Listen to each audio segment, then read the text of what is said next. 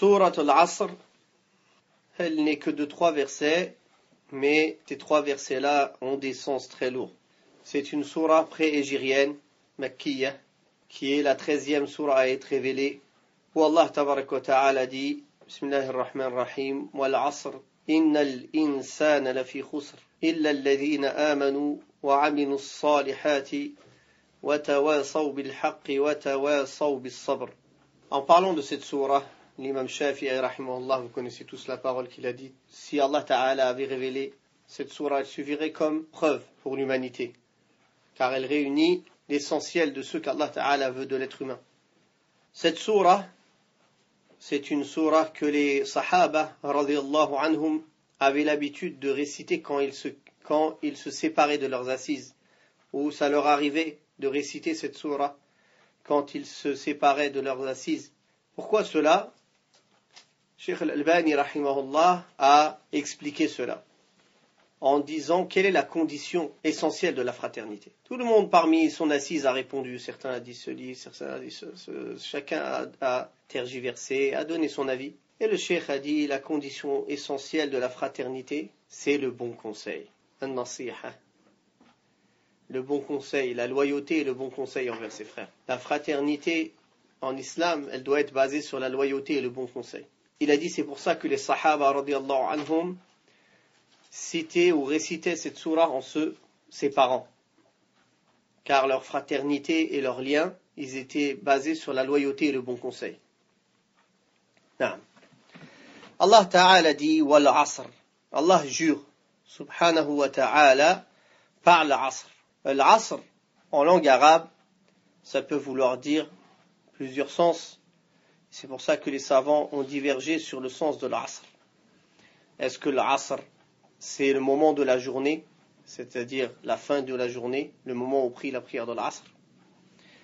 Est-ce que l'Asr, c'est le temps en général, la vie, ad-dahr, et ce qui se passe dans cette vie comme nuit et jour et les œuvres des êtres humains qui sont pratiquées dans ce temps-là, dans ces nuits et ces journées qui se suivent les unes les autres? Wallahu a'lam, comme ici l'imam Sa'di l'a dit, de même que Cheikh Al-Uthaymin, de même qu'Atiyya Salim, celui qui a fait Tatimma de Adwa al-Bayan de Mohamed al-Amin al-Shanqiti, voit que la parole la plus juste, c'est l'Asr, c'est le temps en général. Comme il dit ici, l'imam Sa'di, c'est la nuit et le jour dans lesquels les serviteurs font leurs actes. Donc Allah tabaraka wa ta'ala a juré par le temps. Et il n'y a qu'Allah qui a le droit de jurer par ses créatures. Allah yaf'alu ma yurid, subhanahu wa ta'ala. Il fait ce qu'il veut. La yus'alu amma yaf'alu wa hum yus'alun. On ne demande pas à Allah, subhanahu wa ta'ala, le pourquoi ni le comment de ce qu'il fait. Wa hum yus'alun. Mais eux, ils sont questionnés. Nous, on est responsables de nos actes. Et un être humain, un mukallaf ou un djinn, n'a pas le droit de jurer par autre qu'Allah. D'ailleurs, le messager d'Allah sallallahu alayhi wa sallam a dit que celui qui jure par autre qu'Allah, il a mécru ou fait du polythéisme. Donc, Allah Ta'ala jure par le temps, parce que par la grandeur de tout ce qu'il s'y passe, comme œuvre, comme changement, comme action que les êtres humains font, bonnes ou mauvaises. Donc il se passe beaucoup de choses dans le temps et dans la vie. Il a juré, subhanahu wa ta'ala, que l'homme est certes en perdition. Innal insana, al-insan ici, il est venu au singulier. Mais quand Allah Ta'ala dit al-insan, le alif lam, c'est pour le genre humain. Tout être humain est dans la perdition. Est-ce que ça veut dire que les djinns ne sont pas concernés par cela? Non. Les djinns aussi sont concernés, comme il est venu dans d'autres versets du Coran, que s'ils n'obéissaient pas, ou qu'ils ne croyaient pas, etc., c'est-à-dire les mêmes conditions qui sont citées dans cette sourate, ou une partie de ces conditions, la foi et les bonnes actions, ils seraient aussi dans la perdition. Donc quand Allah Ta'ala dit ici, « Innal insana lafi khusr », l'humanité, car c'est les premiers, on va dire, concernés, mais les djinns aussi. Tout homme, tout djinn, c'est-à-dire toute personne responsable de ses actes. Et l'insan, c'est tout le monde, le musulman et le kafir, sauf quand Allah tabaraka wa ta'ala accepte certains. Mais ici, cela concerne tout le monde. Innal insana lafi khusr. Donc Allah Ta'ala ici a affirmé par 3 affirmations et a appuyé clairement cette vérité-là. Premièrement, en jurant, wal asr. Deuxièmement, quand il a dit innal insana lit-tawkid, pour appuyer. Innal insana, certes, l'homme, lafi khusr. Wa lam tawkid encore l'âme qui est utilisé dans lafi khusr pour appuyer encore une fois. C'est-à-dire, il a appuyé 3 fois. Que Allah Ta'ala, il jure. Puis il appuie encore une fois. Puis il appuie une deuxième fois pour dire, certes, l'insan, le genre humain, les responsables, ceux qui sont responsables de leurs actes et qui seront questionnés le jour du jugement dernier, lafi khusr. Et même dans le fait qu'ils sont dans la perdition, il n'a pas dit fi khusr. Lafi khusr. Là encore, il a utilisé lam tawkid pour bien appuyer qu'il est clairement dans la perdition. Il n'a pas dit, subhanahu wa ta'ala, l'être humain est perdant. Mais il a dit, est dans la perdition. Ici, c'est al-zarfiyya. C'est-à-dire ça peut désigner un endroit ou un temps. C'est-à-dire que là, c'est pour appuyer encore plus que l'être humain, il est bel et bien dans la perdition. Il est tellement perdu qu'il est dans la perdition. Il est rentré dedans. Il est clairement dans la perdition. Donc ça appuie encore plus le fait qu'il est dans la perdition. Le fait qu'Allah Ta'ala a utilisé ici, fi al-zarfiyya. Donc il est plongé clairement et profondément dans la perdition. Tout être humain. Cette perdition, barakallahu fikum, Allah tabaraka wa ta'ala, il l'a cité dans plusieurs versets.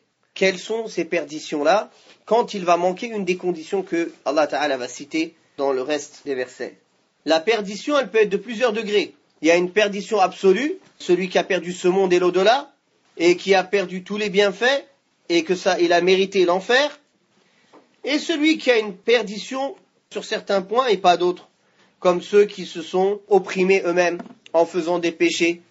C'est clair qu'il a une perdition, mais ce n'est pas comme la perdition absolue, comme celui qui va être éternellement en enfer. Cette perdition, barakallahu fikum, c'est quoi? Quand ici on dit la fi khusr, il est perdant. Dans Dunya, quand on dit quelqu'un il a perdu, ah j'ai perdu. Mais ici la perte, elle est terrible. Vous voulez savoir qui sont les perdants? Allah le dit. Dit, certes, les perdants sont ceux qui ont perdu leur personne et leur famille le jour du jugement. N'est-ce pas que ceci est la perdition évidente? C'est lui le perdant, barakallahu fikum. Le perdant, ce n'est pas celui qui a perdu un contrat, ce n'est pas celui qui a perdu un travail. Le perdant, c'est celui qui s'est perdu lui et sa famille le jour du jugement dernier. Le perdant, c'est celui que le prophète sallallahu alayhi wa sallam a dit le failli, celui qui a fait faillite de ma communauté. Quand il a dit Atadruna manil muflis, est-ce que vous savez qui est le failli? Les sahaba ont dit le failli chez nous, c'est celui qui a dinar lahu wa la mata'. Il n'a pas d'argent, il n'a pas de bien. Et le messager d'Allah sallallahu alayhi wa sallam de leur éclaircir qui est le perdant, qui est le failli, celui qui a fait faillite, qui a perdu.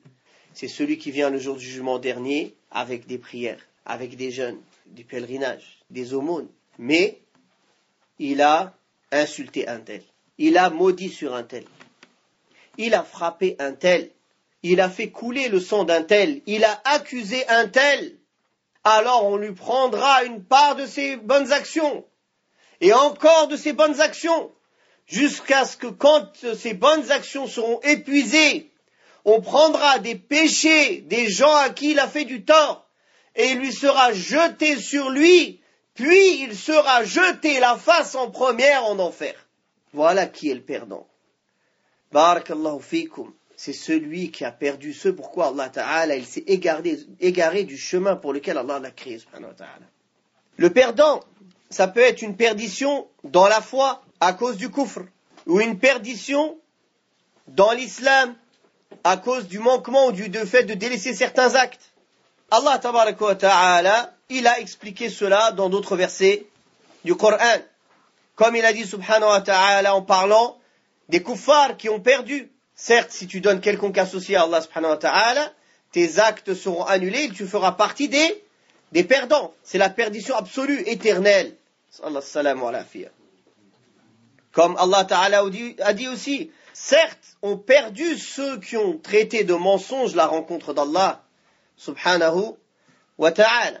Il y a aussi la perdition quand on a des manquements dans les actes. quand la personne fait des péchés, ça aussi c'est une perdition.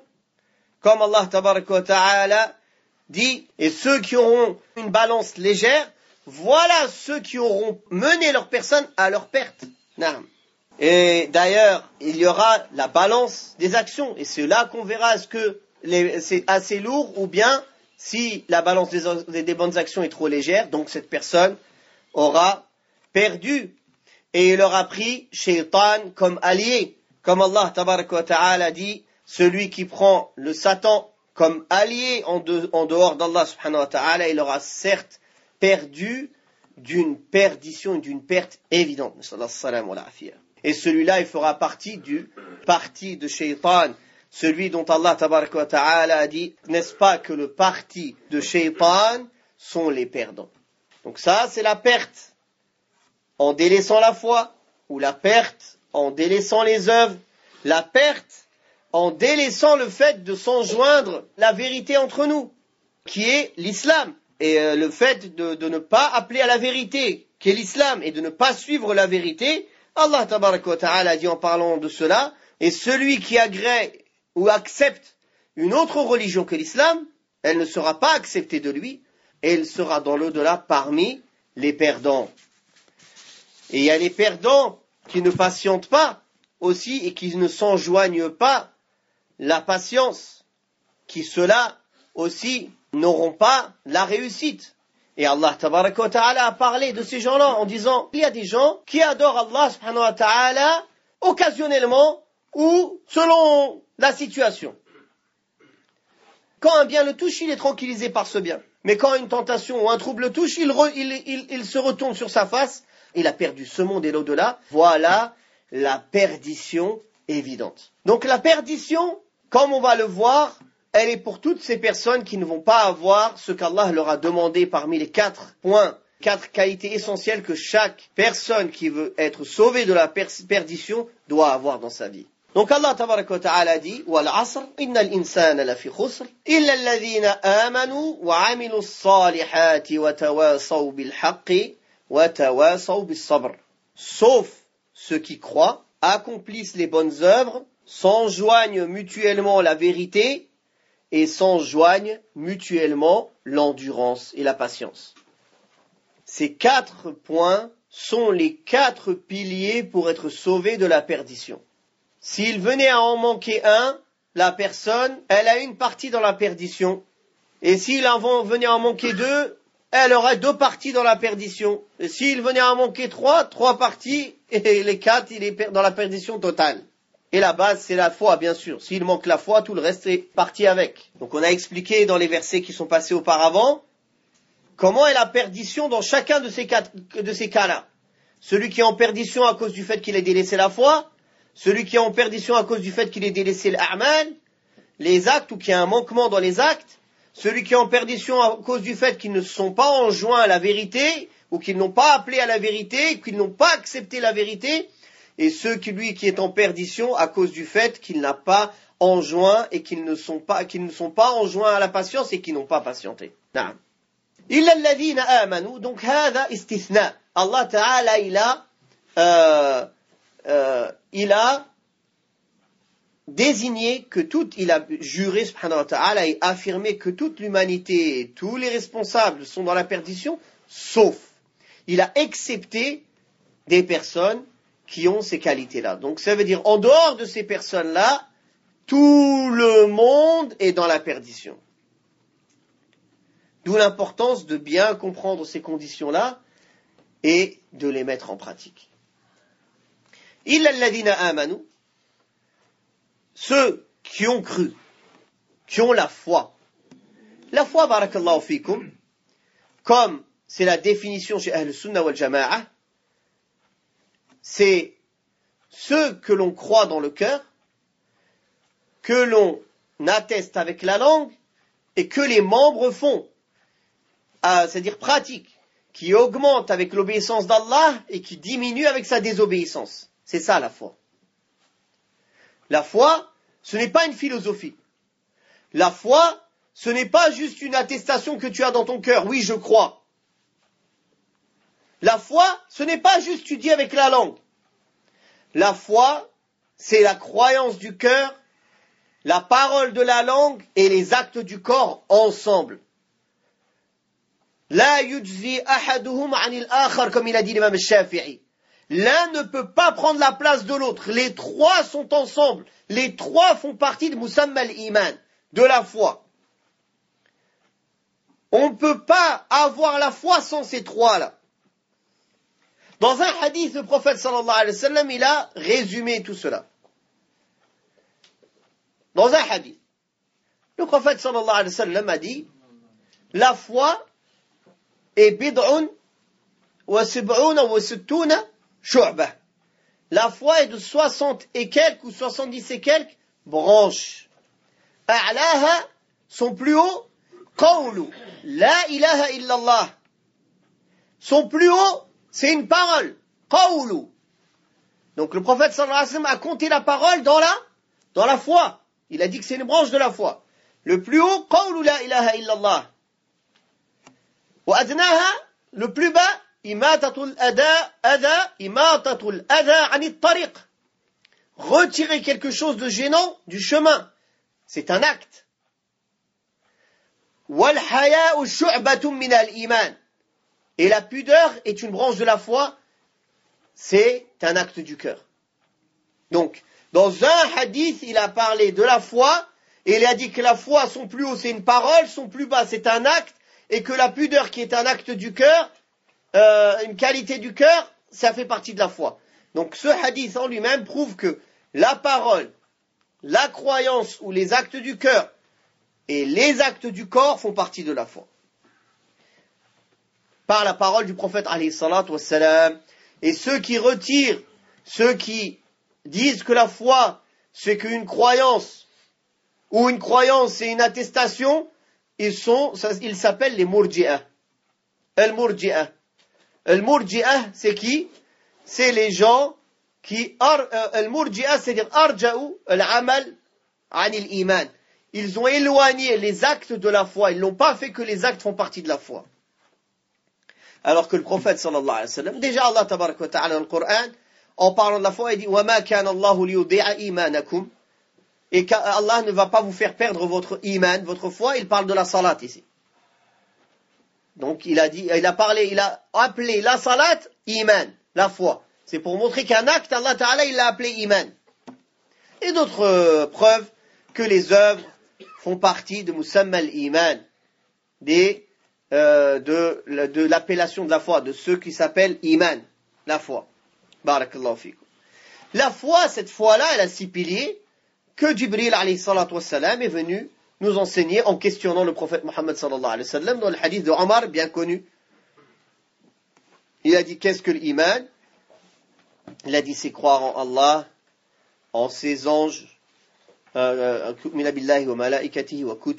ses livres révélés, en ses messagers, au jour dernier, et en la destinée bonne et mauvaise. L'iman et l'islam, ils peuvent avoir le même sens, comme ils peuvent avoir des sens détaillés chacun. Quand l'iman et l'islam, ils sont cités dans les mêmes endroits, chacun a un sens détaillé. L'iman, il va parler des actes du cœur et des croyances, et l'islam des actes du corps. Par contre, quand l'islam est cité seul dans le Coran, ou l'iman est cité seul dans le Coran et dans la Sunna, ça comprend les deux. Ça comprend le cœur et le corps et la langue. Est-ce que c'est clair? Donc dans ce hadith, c'est pour ça qu'on voit l'iman, les 6 piliers de la foi, l'islam, c'est ce qui est apparent. L'iman, c'est ce qui est caché, et l'islam, c'est ce qui est apparent. L'attestation de foi, la salat, la zakat, le hajj, le jeûne. Donc quand ils sont cités dans le même texte, chacun a un sens précis. Le mot iman et islam. Par contre, quand ils sont cités dans des endroits différents, pas dans le même texte ou dans les mêmes phrases ou dans le même endroit, alors ce sont des synonymes. Iman veut dire islam et islam veut dire iman. واضح إن شاء الله؟ نعم. طيب. إلا الذين آمنوا, sauf ceux qui ont la foi, une foi sans doute ni hésitation. إلا الذين آمنوا وعملوا الصالحات, et qui ont fait des bonnes œuvres. Il n'a pas dit وعملوا. Amilou, des œuvres, tout le monde en fait. Amilou as-salihat, les bonnes œuvres. Une bonne œuvre, elle est reconnue à 2 piliers essentiels. Sans ces piliers-là, c'est une mauvaise œuvre. Il n'y a qu'avec ces 2 piliers et ces 2 conditions qu'elle s'appelle amalun salih, une bonne action. Le premier, التوحيد في العبادة أي الإخلاص في هذا العمل. La sincérité et le fait qu'on ne cherche que le visage d'Allah subhanahu wa ta'ala dans cette œuvre. La deuxième, tawhid al-mutaba'a, le fait de suivre que le prophète sallallahu alayhi wa sallam dans la manière de pratiquer cet acte. Sans ces 2 conditions-là, ce n'est pas une bonne action, mais c'est une mauvaise action. Une bonne action, elle a besoin de ces 2 conditions ensemble. Quelqu'un peut avoir une bonne intention, chercher le visage d'Allah, mais il ne fait pas l'œuvre comme le prophète sallallahu alayhi wa sallam l'a enseigné, ça s'appelle une mauvaise action. Ça s'appelle une bid'a. Quelqu'un qui fait une œuvre en apparence comme le prophète sallallahu alayhi wa sallam, mais en réalité il ne cherche pas le visage d'Allah, ça s'appelle de l'ostentation, ça s'appelle du shirk.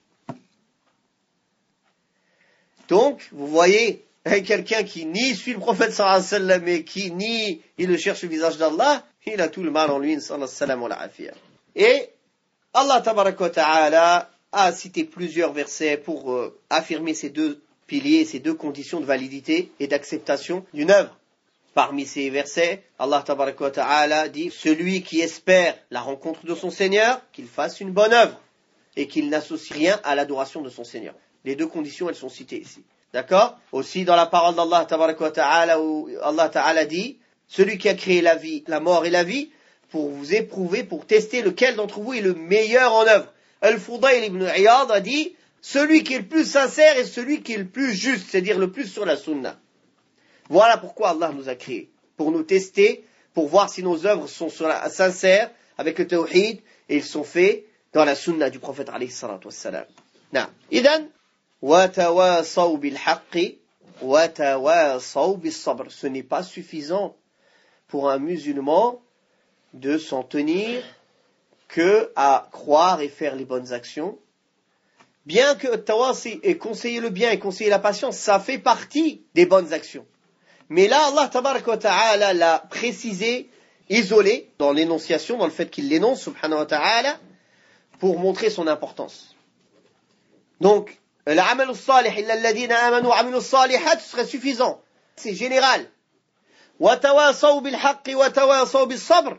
Là, il a spécifié, ou il a afrada, il a énoncé isolément chacune de ces actions qui font partie des bonnes actions pour appuyer leur importance et pour que ce soit bien clair pour chacun que cela ne suffit pas, que chacun parmi les musulmans ne s'occupe que de lui. Que conseiller le bien et déconseiller le blâmable et patienter sur le chemin des prophètes en conseillant le bien et déconseiller le blâmable, ça fait partie des bonnes actions et ça fait partie des meilleures bonnes actions en islam. D'ailleurs, Abu Bakr as-Siddiq radiyallahu anhu a dit aux compagnons un jour, vous lisez tous ce verset. Il dit, oh vous qui avez cru, occupez-vous de vos propres personnes. Ne vous feront pas de mal ceux qui seront égarés si vous êtes bien guidés. Et après, il leur a dit, mais pourtant, j'ai entendu le prophète sallallahu alayhi wa sallam dire, et il a énoncé donc l'importance et la gravité, le châtiment que subissent les gens s'ils ne conseillent pas le bien, ils ne déconseillent pas le blâmable.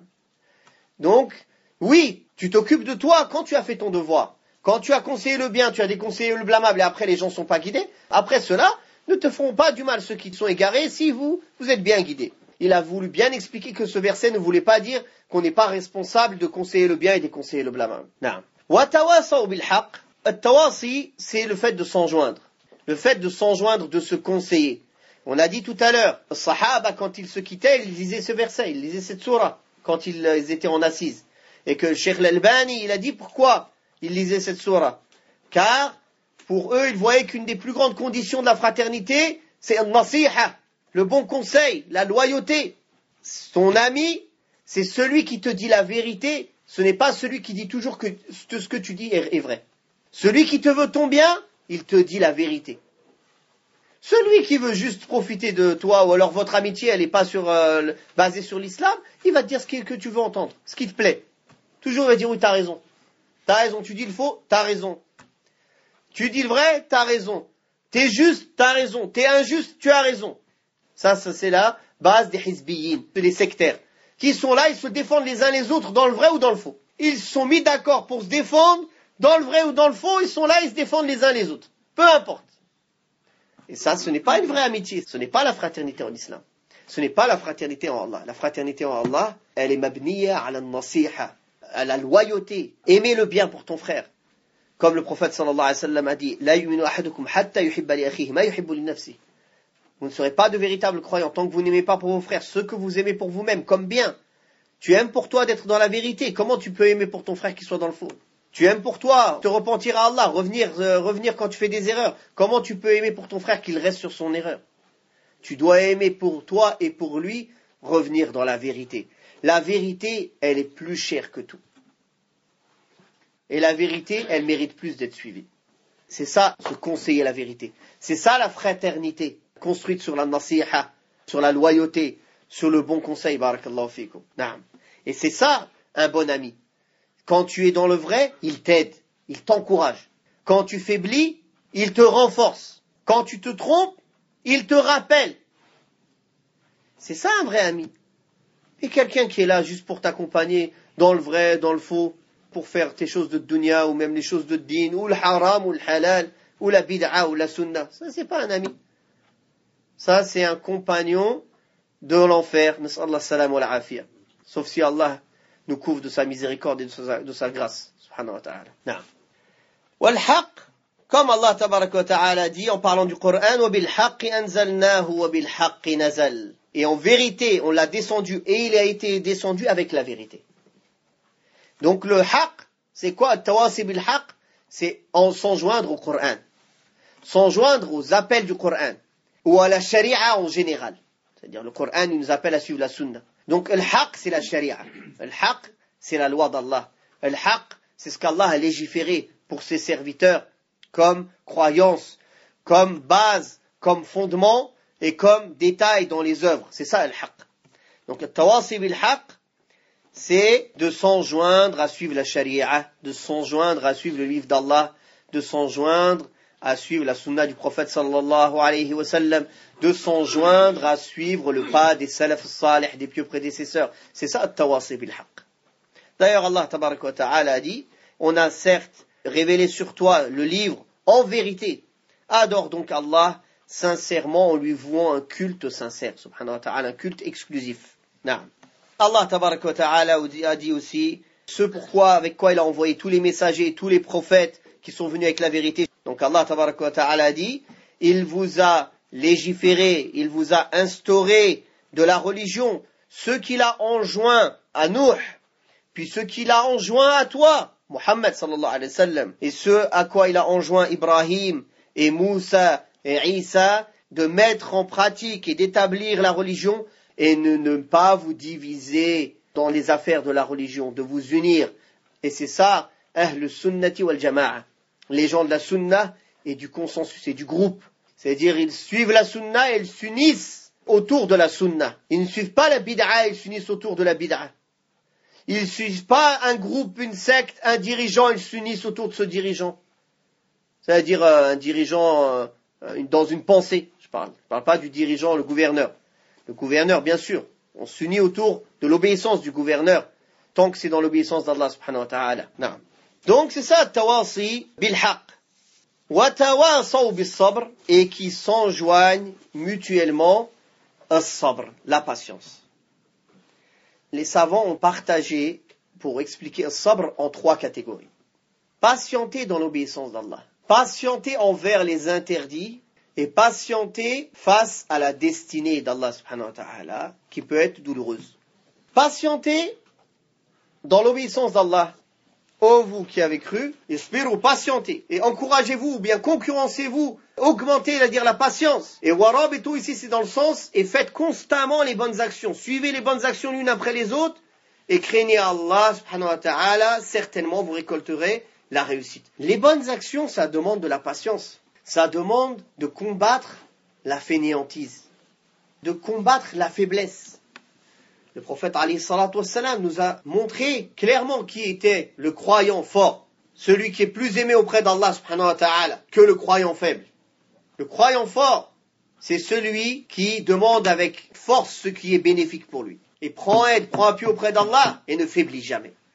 Et s'il t'arrive un malheur ou une difficulté, ne dis pas si j'avais fait telle chose, ce serait comme ça.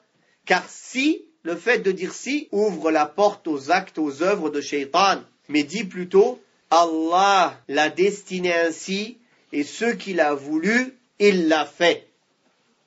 Ou bien, voici la destinée d'Allah et ce qu'il a voulu, il l'a fait. Subhanahu wa ta'ala. Voilà comment est le croyant. Il lui faut de la force.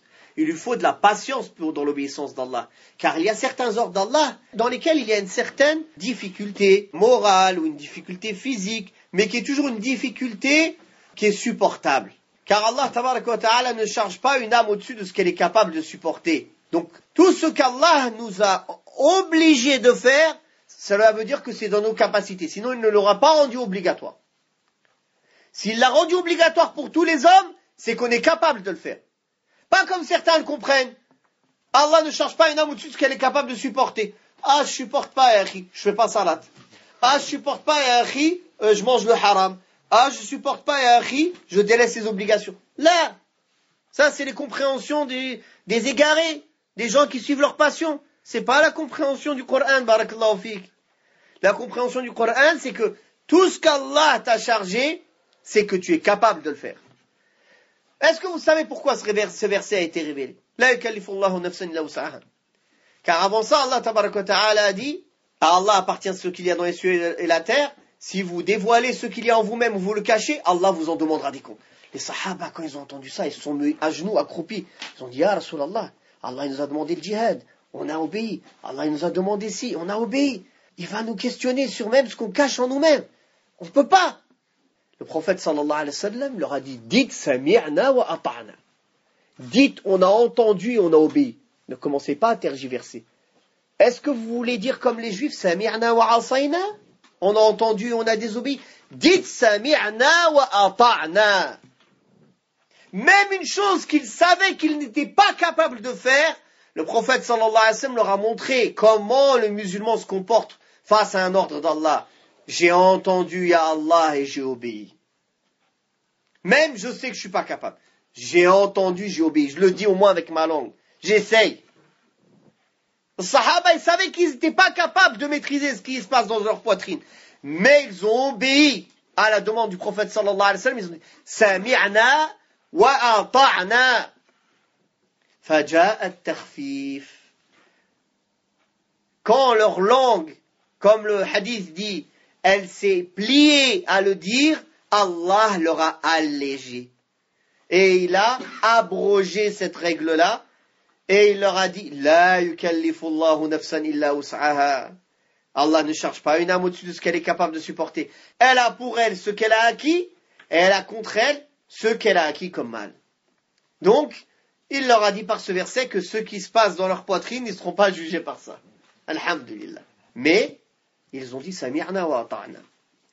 Donc voyez ce verset, pourquoi il a été révélé. Il n'est pas été révélé comme les gens aujourd'hui l'utilisent. Dès que tu lui dis quelque chose, ah ya akhi, la yukallifullahu nafsan illa wus'aha. Elle enlève le hijab, la yukallifullahu nafsan illa wus'aha. Ils font le haram, la yukallifullahu nafsan. Et ce verset, ils le connaissent, hein. Ils le connaissent mieux que la Fatiha. Ils le disent même en arabe, même les noms arabophones. Ils te l'écrivent en phonétique, ils te l'envoient par mail. Pourquoi? Parce que ce verset, il va dans le sens de leur passion, barakallahu fikum. Et l'homme, subhanallah, il penche vers ses passions. Et alors qu'Allah Ta'ala a dit, il n'y a pas plus égaré que quelqu'un qui prend ses divinités comme passion. Il n'y a pas plus égaré. N'as-tu pas vu celui qui a pris ses passions comme divinité? Donc, la patience dans l'obéissance. L'obéissance, elle demande une patience. Quand tu fais le hajj, tu as une patience, tu dois patienter, tu vas dépenser de l'argent. Tu vas supporter, tu dois marcher, tu dois tenir à certains endroits, tu dois faire la circonambulation, tu dois supporter la foule, tu dois supporter le voyage. Donc il y a une patience nécessaire. Sans cette patience, tu ne peux pas faire cette obéissance-là. La salat, c'est pas très fatigant, mais voilà, parfois tu dois faire les ablutions, il fait un peu froid, tu vas te lever, tu vas prier. Quand tu es très fatigué, ça demande un certain effort de concentration pour pouvoir bien la faire. Donc il faut de la patience. Il y a une certaine difficulté, mais une difficulté qui est surmontable, qui est acceptable. Une difficulté que tout être humain peut supporter, sauf les cas exceptionnels. Et il est venu de terfif, il est venu même l'allègement pour ces cas exceptionnels. Quelqu'un qui ne peut pas prier debout, il prie assis. Quelqu'un qui ne peut pas prier assis, il prie sur le côté. Quelqu'un qui ne peut pas jeûner, il rattrape. Quelqu'un qui ne peut pas jeûner du tout, il nourrit des pauvres. Il y a alhamdoulilah, des allègements. Donc il faut cette patience-là dans l'obéissance. Ça c'est la première catégorie. Barakallahu fikum. La deuxième catégorie, c'est patienter face aux interdits. L'âme, elle appelle au mal. Sauf qu'Allah Ta'ala a fait miséricorde, qu'Allah nous fasse miséricorde, subhanahu wa ta'ala. Et qu'Allah Ta'ala ne nous soumette pas à notre âme bestiale, car sinon on serait perdu. L'âme bestiale, elle est attirée vers le mal, vers les passions, vers les interdits. Il passe dans la rue, passe à côté de lui, des femmes. Et Allah lui a ordonné de baisser ses yeux. Mais ses passions, elle lui demande de regarder et de suivre le regard. Donc il a besoin de cette patience pour s'empêcher de désobéir à Allah subhanahu wa ta'ala.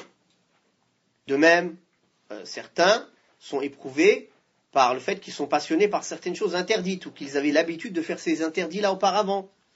Alors, il a besoin de patience pour supporter cet appel de l'âme bestiale, cet appel de l'envie, de l'habitude de retourner ou de revenir à ces choses-là. Donc ça aussi, cela demande de la patience. Celui qui a la foi, alhamdulillah, qui patiente, il va baisser ses yeux. Et il sait que regarder, ça va lui faire que du mal. Premièrement, il va avoir la foi qui diminue. Un point noir va se fixer sur son cœur. Allah va être en colère contre lui. Et cette femme, elle lui appartient pas. Donc, il regarde pour rien. Il va être frustré parce qu'il regarde quelque chose auquel il ne peut pas avoir accès. Non, ça ne sert à rien. Donc il baisse les yeux. Allah Ta'ala, il va lui donner une douceur dans son cœur.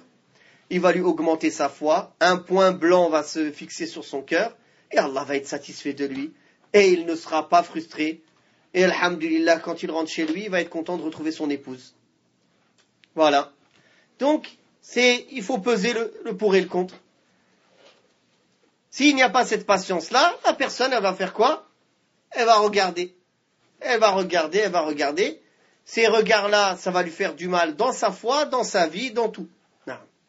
Et après, son âme, même sa pensée, elle va être occupée. Shaitan, il revient, peut-être tu ne penses pas à ça. À un moment ou à un autre, il te ramène l'image de ce que tu as vu dans la rue. Dans la salade, dans un moment où tu dois te concentrer, dans je ne sais quoi. Et Allah, une image de Shaitan qui vient devant toi. Tout ça à cause de toi, de ton âme bestiale, car tu n'as pas patienté quand elle t'a appelé à faire l'interdit. Ça, c'est un exemple parmi d'autres. Tous les interdits sont comme ça. La troisième catégorie de patience, c'est de patienter face à la destinée d'Allah subhanahu wa ta'ala qui peut être douloureuse. C'est-à-dire aux épreuves, aux difficultés de la vie. La plupart des gens, ils connaissent que ce sens-là, ils connaissent pas les deux premiers sens. Pour eux, patienter, c'est seulement le fait quand j'ai des épreuves, je patiente. Mais même ce troisième sens, ils ne le comprennent pas. Pour eux, patienter, c'est quoi? C'est ne rien faire. Ah, je patiente. C'est-à-dire, il fait rien. Je patiente. C'est pas ça, patienter, barakallahu fik. Patienter, ça ne veut pas dire rien faire. Cela veut dire faire ce qu'Allah veut et ne pas faire ce qu'Allah ne veut pas.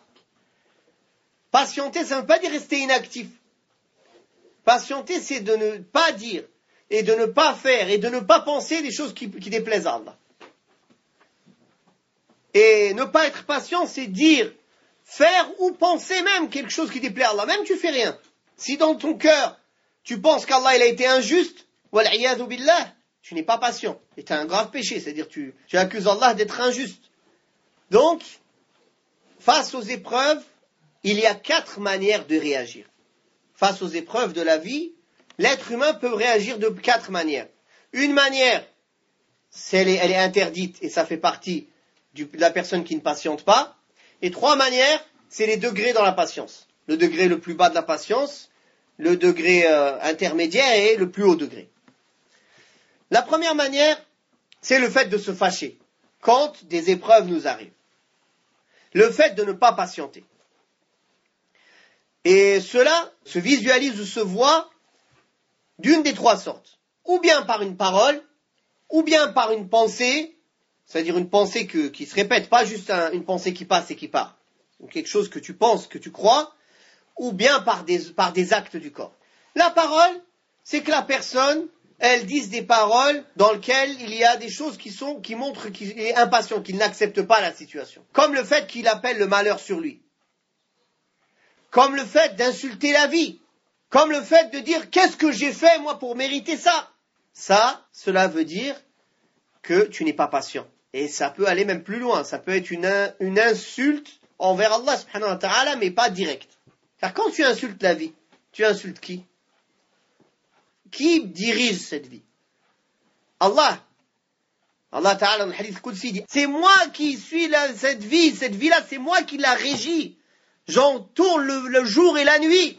Dans d'autres versions et même dans ce même hadith, qui dit, mon serviteur, il m'insulte quand il insulte le temps ou il insulte la vie. Donc, barakallahu fikum. Quand quelqu'un insulte la vie, il insulte indirectement Allah. Car celui qui dirige la vie et qui décide de ce qui se passe dans la vie, c'est Allah. Donc, quelqu'un qui dit quelle vie misérable ou avec des mots pires que cela, etc., etc., celui-là, il a fait un péché et celui-là, il n'est pas patient. La deuxième manière, c'est une croyance. Même il dit rien, même il ne fait rien. Tu as l'impression en apparence qu'il patiente. Mais dans son cœur, il a une haine envers Allah. Astaghfirullah. Ça arrive. On rencontre beaucoup de gens comme ça, qui ont eu des malheurs dans leur vie, qui ont perdu un proche. Quand tu discutes avec lui, tu vois qu'il a une haine envers Allah. Subhanallah. Comment il a une haine envers son Créateur? Yaqdahu fi hikmatillah subhanahu wa ta'ala. Il critique la sagesse d'Allah. Allah ta'ala, il est sage. Il t'a pas enlevé cette personne sans raison. Et tu le vois qu'il a une haine. Pourquoi moi j'ai perdu mon proche? Et pourquoi j'ai perdu mon père? Et pourquoi j'ai perdu mon enfant? Il te le dit pas, mais il le pense. Mais un jour ou l'autre, quand il discute avec lui, parfois ça sort. Ou qu'il pense dans son cœur, Allah il est injuste avec moi, je mérite pas ça. Je fais que le bien et j'ai que des problèmes. Penser ça, c'est contraire à la patience. Et c'est comme si on critiquait la sagesse d'Allah subhanahu wa ta'ala. Allah il est sage. Derrière toute décision, derrière toute destinée, il y a une sagesse. Il n'y a rien qui est fait au hasard. Rien. Derrière un mal, il y a un bien absolu. Ce bien absolu, c'est qu'on est tous éprouvés et qu'on va tous retourner vers Allah subhanahu wa ta'ala. C'est un mal pour nous, c'est un mal nisbi, relatif. Mais en réalité, dans l'absolu, c'est un bien. Le mal, il ne t'appartient pas, on dit Allah. Car en vérité, tout ce qu'Allah il fait, c'est du bien. Même si pour toi, tu vois que c'est du mal ou relativement c'est du mal. Mais en réalité, dans l'absolu, c'est du bien.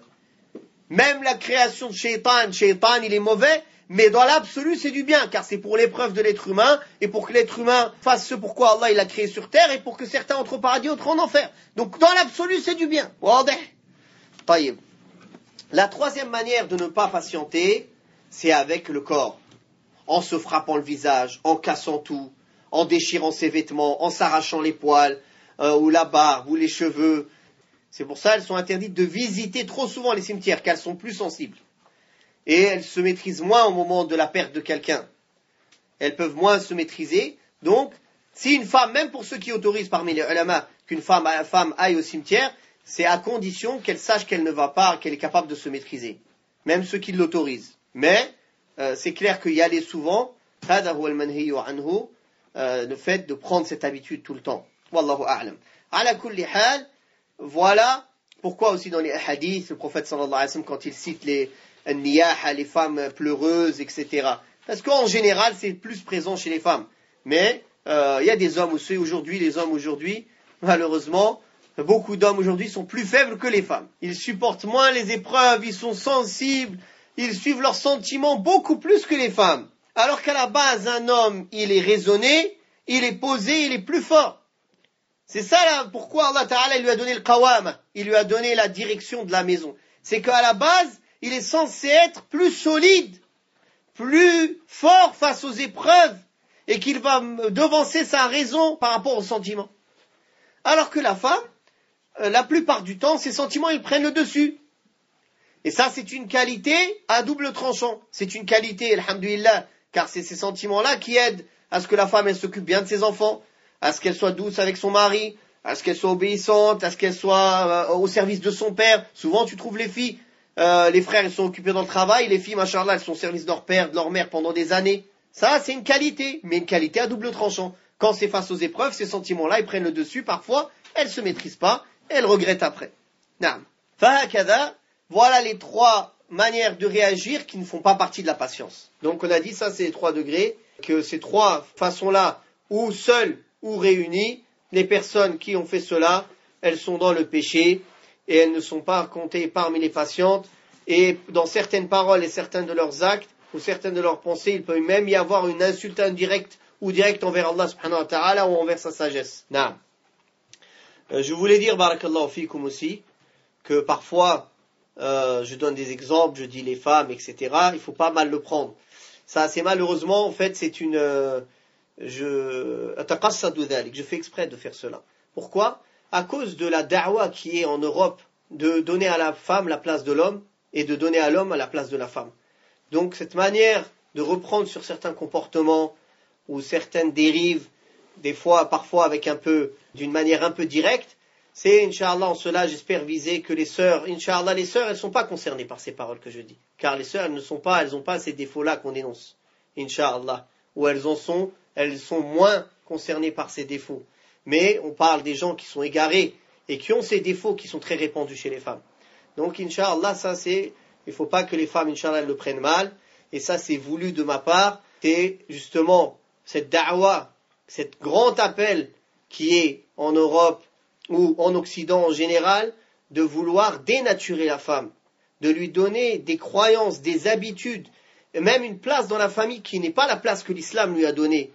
Et ça dénature et ça déséquilibre toute la famille, la cellule familiale et la société musulmane.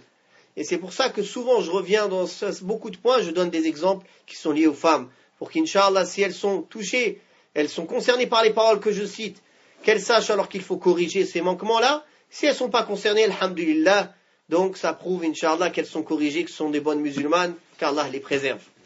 Naam. Donc on a parlé de la première manière de réagir qui est mauvaise. Cette personne qui ne patiente pas face à la destinée d'Allah subhanahu wa ta'ala, elle a tout perdu. Premièrement, le malheur qui l'a touché ne change pas, il est toujours là.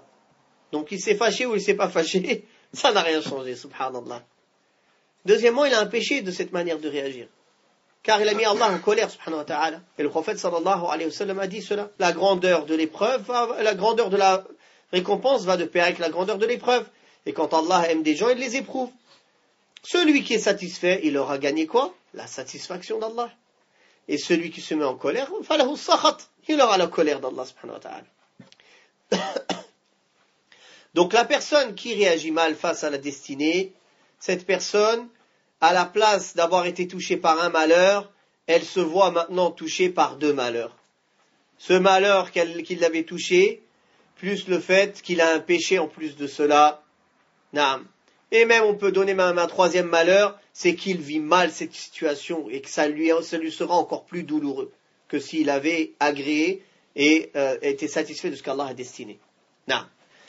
La deuxième manière de réagir face aux épreuves et à la destinée d'Allah subhanahu wa ta'ala, c'est de patienter. Même si au fond de notre cœur, on n'aime pas cette épreuve qui nous a touchés, et on aurait préféré qu'elle ne touche pas. Mais, on ne pense pas à quelque chose qu'Allah déteste, on ne dit pas avec la langue une chose qui déplaît à Allah, et on ne fait pas avec les membres une chose qui déplaît à Allah. Ceci est le plus bas degré de la patience, et alhamdulillah, celui qui réagit comme ça, il est considéré parmi as-sabirin. Parmi les patients. Et Allah Ta'ala a dit en parlant de ces gens-là, Innama yuwaffa as-sabiruna ajrahum bighayri hisab. Certes, seuls les patients recevront leur récompense sans compter. Comme il est venu dans le tafsir, ils vont avoir des récompenses par lot, sans compter comme ça, des lots et des lots de hasanat. Man as-sabirun, les patients. Ces gens-là, qui ont ce minimum au moins de degré de patience, ils ont, Inch'Allah, toutes les récompenses qui sont citées dans le Coran et la Sunna, qui parlent des patients. Et ils sont des patients, Inch'Allah. Mais c'est le plus bas degré de patience. Taïb. Il y a un degré intermédiaire qui est au-dessus de celui-ci. C'est la personne qui est satisfait par ce malheur qui l'a touché. Il est satisfait. Son état, avant l'épreuve, et son état après l'épreuve, c'est la même. Ça ne change rien pour lui. Il n'est pas triste, il n'est pas déçu, il n'est pas insatisfait parce qu'Allah a destiné. Il est satisfait. Yarda. Ça, c'est encore un degré supérieur. En plus du fait qu'il patiente, il est satisfait. Et hada, c'est un degré supérieur. Et lui, il a le hadith, celui qui est satisfait, Allah sera satisfait de lui. Donc il a la promesse d'avoir la satisfaction d'Allah. Allahumma ja'alna minhum. Wa nas'allahu al-afwa wal-afiya ala kulli hal. An la yabtaliyana. Na'am. Et un degré qui est encore plus haut que celui-ci, qui était le degré du prophète Muhammad alayhi salatu wassalam, et de ceux parmi ses frères l'Anbiya wal-Mursalim, comme Ayyub alayhi salatu wassalam et d'autres, c'est le fait de louer Allah et de remercier Allah pour cette épreuve. Le prophète sallallahu alayhi wa sallam, comme il est venu dans le hadith sahih, quand il voyait quelque chose qui lui déplaisait, il disait quoi? Alhamdulillahi ala kulli hal.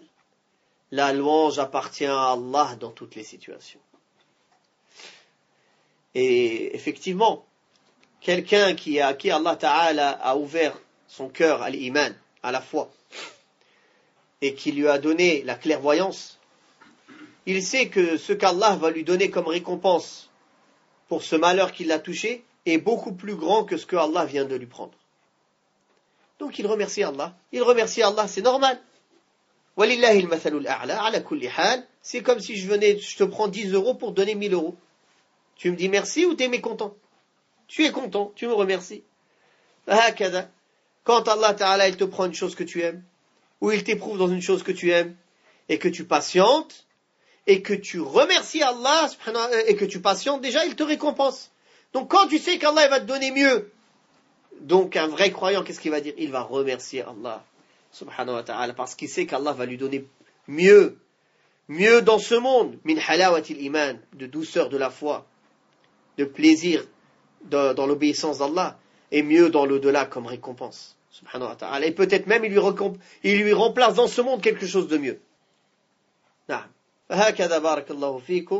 Voilà comment le croyant doit se comporter, et voilà les qualités du croyant, et voilà ceux qui ne sont pas parmi les perdants, ceux qui ont la foi, qui ont la réalité de la foi, sans aucun doute, avec les piliers de la foi, etc. Ceux qui ont et qui mettent en pratique cette foi bin kamal iman, en faisant même toutes les bonnes actions comme il faut, et en rajoutant des œuvres surrogatoires, etc. Et watawasaw bil haqq, et qui se conseillent mutuellement la vérité, qui est la sharia, qui est le fait de suivre le Coran, la sunna du prophète sallallahu alayhi wa sallam, le pas de nos pieux prédécesseurs radiyallahu anhum, ce qu'Allah tabaraka wa ta'ala a loué, et ce dont le prophète sallallahu alayhi wa sallam a dit que c'était les meilleurs des gens et les meilleurs de cette communauté, watawasaw bis sabr, et qui se conseillent, qui s'enjoignent mutuellement la patience, sabr. Voilà pourquoi l'imam Shafi'i a dit cela, ce qu'on a dit au début du cours sur cette sourate, que si Allah avait descendu comme preuve pour l'humanité cette sourate, ça aurait suffi. Et effectivement, elle englobe la généralité de ce que l'islam est venu demander à l'être humain, de croire, de faire les bonnes actions, de se conseiller le bien et de patienter, car la patience c'est nécessaire. Pourquoi Allah Ta'ala a cité la patience liée avec l'appel à la vérité, se conseiller la vérité? Car comme Allah Ta'ala dit quand il parle de Luqman, quand il dit à son fils, alors qu'il est en train de l'enjoindre, conseille le bien et déconseille le blâmable, et patiente sur ce qui va te toucher. Car cela fait partie d'une bonne résolution. Et, subhanallah, il est clair que celui qui va faire la da'wa ilallah, il va être éprouvé. C'est pour ça que les prophètes et les messagers sont les gens qui ont été les plus éprouvés. C'est pour ça que les ulama, les mujaddidin, les réformateurs qui sont venus derrière les prophètes, qui sont les héritiers des prophètes, ce sont les gens les plus éprouvés. C'est pour ça que que les prophètes, comme on voit, donc comment ils ont été combattus. Certains parmi les prophètes, certains on les a pris, on les a mis dans un trou, ils les ont sciés en deux. D'autres ils les ont, comme le prophète sallallahu alayhi wa sallam a dit, certains pour leur foi, ils ont subi, on leur a arraché leur chair. Certains ils ont été tués, certains ils ont été torturés. Le prophète sallallahu alayhi wa sallam, combien il a subi d'insultes? Combien ils ont essayé de le tuer? Ils l'ont empoisonné, ils l'ont ensorcelé, ils lui ont cassé sa dent, il a perdu ses proches, ses bien-aimés. sallallahu alayhi wa sallam. Il a supporté tout ça pour Allah. Un prophète qui est véridique, qui est sincère, qui veut le bien pour les gens. Quelle chose plus douloureuse que de le traiter de sorcier et de menteur? Quelque chose de plus douloureuse que de le rejeter comme un paria. Et derrière lui, les sahaba radhiyallahu anhum, ils ont enduré pour transmettre la da'wa, ils ont combattu fi sabilillah. Et derrière encore, les tabi'in, tabi'in, les imams parmi les salafs, qui ont appelé à la vérité, qui ont supporté les difficultés. Parmi eux, Imam Ahl-Sunnah, Imam Ahmad ibn Hanbal, quand il a été éprouvé par fitnat khalq al-Qur'an, et qu'il a été châtié, et que certains lui disaient, prends la rukhsa, prends la facilité, dis-leur ce qu'ils veulent entendre. Dis-leur ce qu'ils veulent entendre, tu es contraint. Mais qu'est-ce qu'il a dit? Il a dit non. Les gens vont dire, Ahmed a dit. Il préférait sacrifier de sa vie plutôt que dire cette parole, bien qu'il avait la rukhsa, qu'il pouvait avoir cette permission. Mais, comme on a dit, dire une parole de kufr sous la contrainte, même si c'est autorisé, les grands savants et les gens qui sont dits dirigeants pour les gens, ils ne doivent pas prendre cette autorisation pour eux. C'est une obligation de sacrifier de leur vie pour dire la vérité. Pour pas que les gens après les prennent comme modèle et que la religion elle s'altère. Ce n'est pas comme le commun des gens. Eux, ils doivent patienter sur la vérité, même s'il faut en sacrifier de sa vie. Naam. Et c'est ce que le chemin qu'ils nous ont montré, rahimahumullah wa radiyallahu anhum. Et comme Cheikh l'Islam ibn Taymiyyah, qui est venu après aussi, qui a renouvelé cette da'wa, cette bonne da'wa, qui est venu réformer, qui est venu appeler au tawhid, à combattre la bid'a, et enseigner le bien, et déconseiller le blâmable, et il a supporté, il s'est fait châtier, il a été en prison, les soi-disant savants et les juges des pays musulmans, ils l'ont rendu mécréant, ils ont tout fait contre lui, vous imaginez?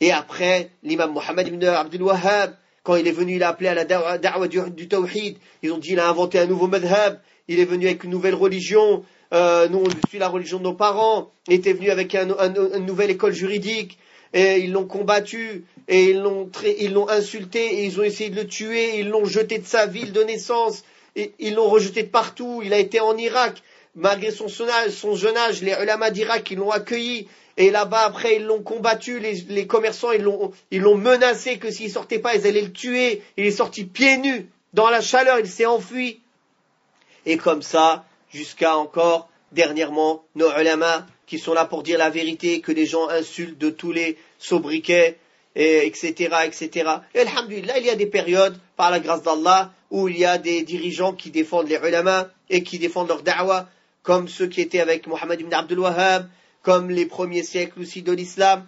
Mais il y a des périodes où, malgré que les gouverneurs sont avec eux, ils sont touchés par la da'wa des mubtadi'a, comme un cheikh min ahli sunnah, cheikh Ihsan Ilahi Zahir, qui est un cheikh du hadith et un savant du Pakistan qui a été tué par les Rafidah, qui lui ont fait un piège, ils lui ont ramené un pot de fleurs avec une bombe, ils l'ont tué, ainsi que des savants qui étaient assis dans son assise en plein cours. Naam. Pourquoi? Parce qu'il appelait au tawhid. Et il a fait des livres et des mises en garde contre Rafidah. Il les a dévoilés d'une manière, subhanallah. Alors ils n'ont rien trouvé d'autre à parler de le tuer. Rahimahullah. Et Cheikh Ibn Baz, combien de bien il a dit de ce Mujahid, rahimahullah, et etc. Et aujourd'hui aussi, tous ceux qui appellent au bien, ce sont des salafistes wahhabites, dangereux, à mettre sous verrou, à les faire taire, etc. C'est comme ça, sunnatullah, à toutes les époques. C'est comme ça, la tradition d'Allah subhanahu wa ta'ala. À chaque fois que des gens veulent appeler à la vérité, on leur donne des noms. Vous savez que le prophète sallallahu alayhi wa sallam, ils l'ont incriminé d'être un innovateur. Naam, c'est un innovateur, sahabi, dans le sens il a changé la religion de nos parents. Quand il disait aslam tout, il disait je suis devenu musulman, il dit non, t'as innové. T'as lâché la religion de nos parents. Et même quand le prophète sallallahu alayhi wa sallam il leur répond, il dit Qul ma kuntu bid'an min ar-rusul. Je suis pas un nouveau, un innovateur parmi les messagers. Je suis pas un nouveau, ça a déjà existé ce à quoi je vous appelle. Naam, fahakada. Si ça s'est arrivé au messager d'Allah sallallahu alayhi wa sallam et à ses héritiers qui sont les savants et à tous ceux qui appellent à cette voie-là, alors il ne faut pas s'étonner que quand on appelle wa tawasaw bil haqq wa tawasaw bis sabr, quand tu appelles au vrai, à la vérité, tu vas être obligé de quoi? De patienter, de t'enjoindre à la patience. Tu ne peux pas faire da'wa sans patience. La patience, ça va de pair avec la da'wa. Hein? Bien sûr, avec toutes les conditions qu'il faut pour faire la da'wa, chacun selon ses capacités. فنسأل الله سبحانه وتعالى أن يوفقنا جميعا وأن يجعلنا جميعا من الفائزين وأن لا يجعلنا من الخاسرين الذين خسروا أنفسهم وأهليهم يوم القيامة ألا ذلك هو الخسران المبين والحمد لله رب العالمين.